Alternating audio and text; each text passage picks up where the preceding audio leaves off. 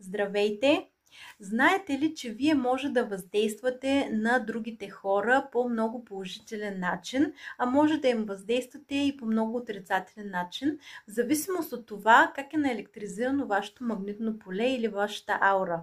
Ние всички знаем, че имаме електромагнитно поле, което е биомагнетизъм, и това магнитно поле въздейства върху околната среда. Ние сме Физиците са доказали само 1% ние сме материя и 99% ние сме магнитни полета, които се излъчват от нас.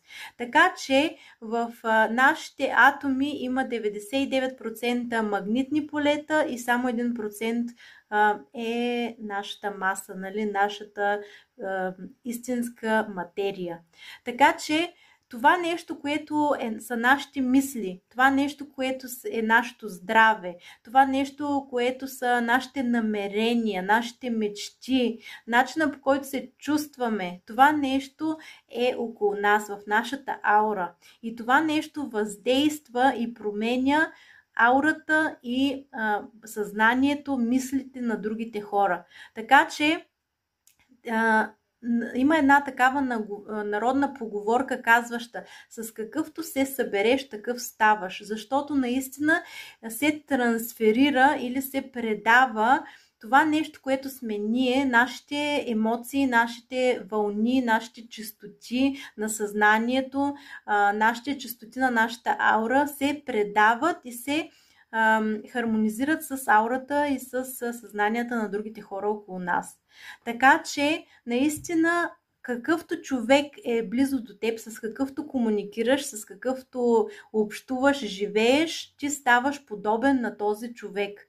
Така че е много важно вие да внимавате с какви хора се събирате и също така, ако искате вие да по някакъв позитивен начин да може да влияете на другите хора, вие просто трябва да имате позитивни мисли, позитивни намерения и да изчиствате всички негативни неща от себе си, за да може да не сте поляризирани негативно, за да не го принасяте на другите хора.